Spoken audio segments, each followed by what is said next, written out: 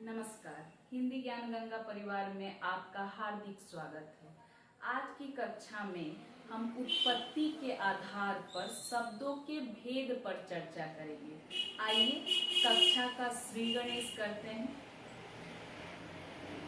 उत्पत्ति के आधार पर शब्दों के भेद। उत्पत्ति के आधार पर शब्दों के 5 भेद होते हैं। पहला है तत्सम, दूसरा है तत्भव, तीसरा देशज, चौथा विदेशज और 5वां है संकर शब्द। आइए इन पर विस्तार से चर्चा करते हैं। तत्सम, तत्सम, तत्सम 2 शब्दों के मेल से बना है। आइए देखते हैं। तत्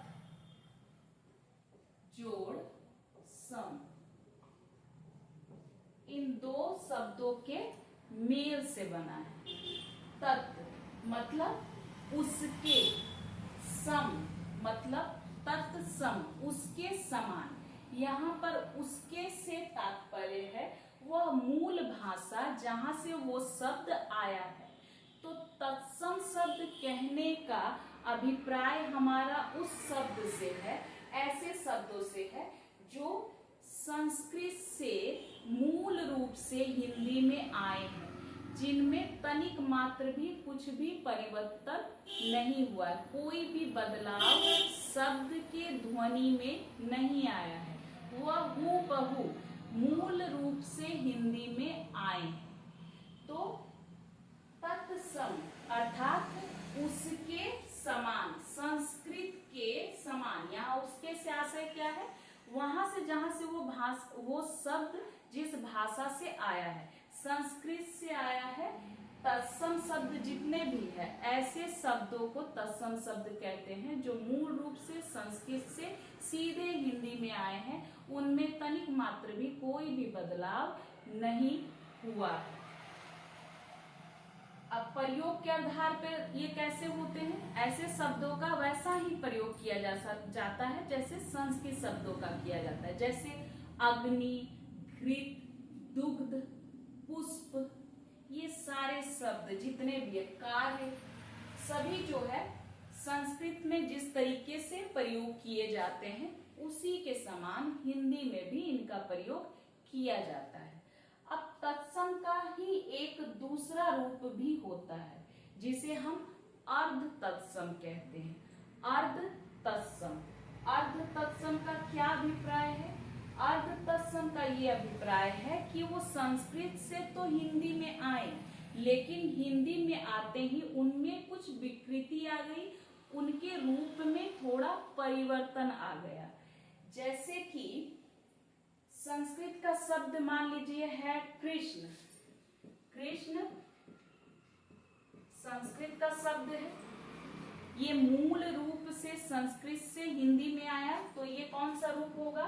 ये तत्सम होगा। तत्सम संस्कृत के समान, उसके समान, संस्कृत के समान ही आचरण करेगा। तो अगर इसे हम अर्ध तत्सम रूप अगर इसका हम देखें तो क्या होगा? इसका अर्ध तत्सम रूप होगा किशन। बात समझ में? कृष्ण, किशन। हिंदी में तो वो आया शब्द, लेकिन उसने अपने रूप में परिवर्तन कर लिया। इसी वजह से कृष्ण का किशन हो गया।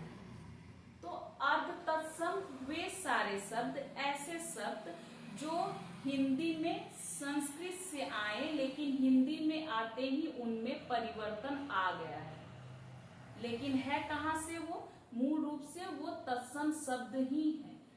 तो इन्हें, ऐसे शब्दों को अर्ध तत्सम कहा जाता है। जैसे कि कार्य एक शब्द है, कार्य, तो कार्य का क्या हो जाएगा? कारज। अर्ध तत्सम क्या हो जाएगा? कारज। तो इनका रूप बदल गया अर्ध तत्सम में आकर। तो उम्मीद है तत्सम और अर्ध तत्सम ये दोनों ही अर्थ ये दोनों ही विषय आपको समझ में आ गए होंगे कि शब्द भेद जो है, तत्सम जो रूप है वो भी आपको समझ में आ गया होगा और अर्ध तत्सम भी रूप आपको समझ में आ गया होगा। ये तत्सम का ही भाग है, अर्ध तत्सम। आगे बढ़ते हैं। दूसरा जो भेद है शब्द का वो है तद्भव शब्द। तद्भव, तद्भव इसका अर्थ क्या है? तद मतलब उससे, भाव मतलब जो उत्पन्न हुआ हो, विकसित हुआ हो, विकसित हुआ हो। कहां से? भाव उत्पन्न, विकसित हुआ हो, कहां से? उससे उत्पन्न, अर्थात तत्सम। ऐसे शब्दों को तद्भव कहते हैं जो तत्सम शब्दों से उत्पन्न हुए हो या उससे विकसित हुए हैं। जैसे अगर तत्सम शब्द है पुष्प, तत्सम शब्द अगर पुष्प है तो उसका तद्भव रूप होगा फूल। तद्भव रूप क्या होगा? फूल। ठीक उसी प्रकार जैसे कृष्ण तत्सम रूप है, अर्ध तत्सम में उसका रूप क्या हो जाएगा? किशन। लेकिन तद्भव में वो क्या बन जाएगा? कान, कान। उसी प्रकार अग्नि, आग, कार्य, काज, घृत, घी, दुग्ध, दूध, ऐसे बहुत सारे अनगिनत शब्द हैं। तो यहां तक बात समझ में आ गई होगी कि तद्भव क्या है? तद्भव मतलब उससे भव, उत्पन्न, उससे विकसित। यहां तक बात समझ में आ गई होगी। अब आगे बढ़ते हैं। तीसरा जो भेद है, तीसरा क्या है? देशज। देशज में क्या है? देशज अर्थात देश में उत्पन्न हुआ, देश में उत्पन्न हुआ। देशज जो देश में उत्पन्न, मुख्य रूप से देशज उन शब्दों को कहते हैं जो हमारे ग्रामीण बोलियों से, हमारे प्रांत की बोलियों से जो भी शब्द लिए गए हैं वही देशज शब्द हैं। वास्तव में वही देशज शब्द है। जैसे चूड़ी की खन खन, चिड़ियों का चहचहाना, बड़ बड़ाना, चट चट, लत पथ, खाट, लोटा, डिबिया, चूहा, ये सारे जो शब्द है ये देसी भाषा से, देसी बोलियों से लिए गए शब्द हैं।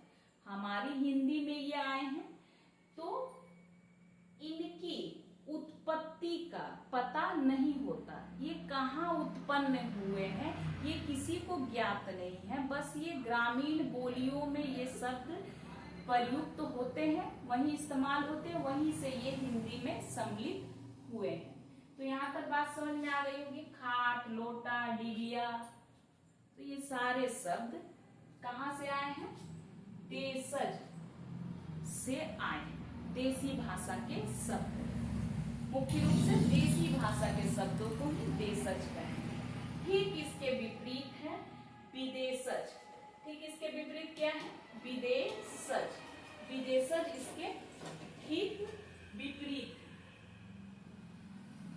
विदेशज इसके ठीक विपरीत है। क्या है? विदेशी भाषा से जितने भी आए हुए शब्द हैं, आगत शब्द, जो विदेशी भाषा से आए हुए शब्द हैं वे सारे विदेशज कहलाते हैं।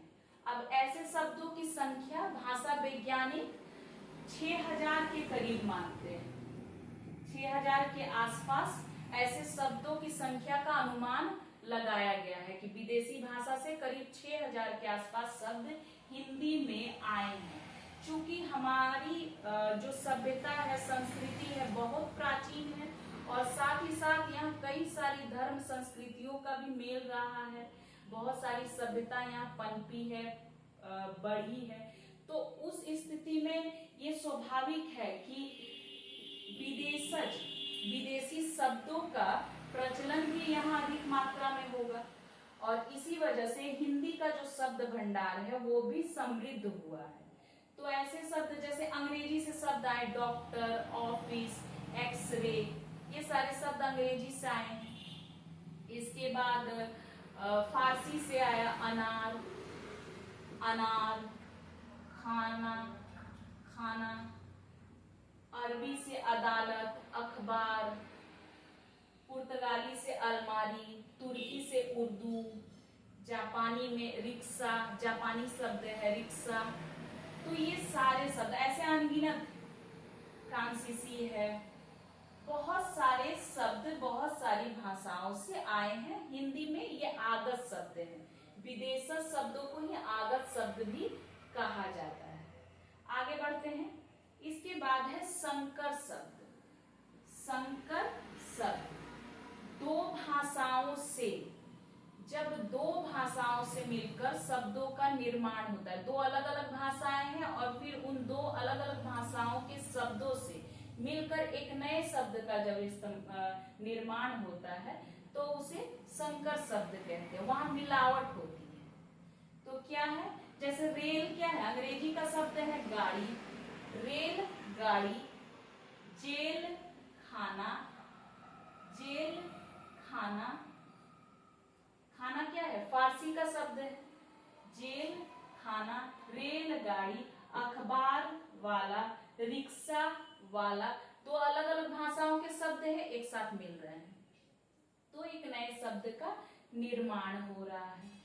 तो कुल मिलाकर हमने क्या जाना कि उत्पत्ति के आधार पर शब्दों के कुल मिलाकर 5 भेद होते हैं। तत्सम, तद्भव, देशज, विदेशज और संकर शब्द। उम्मीद है आज की कक्षा आपको समझ में आई होगी।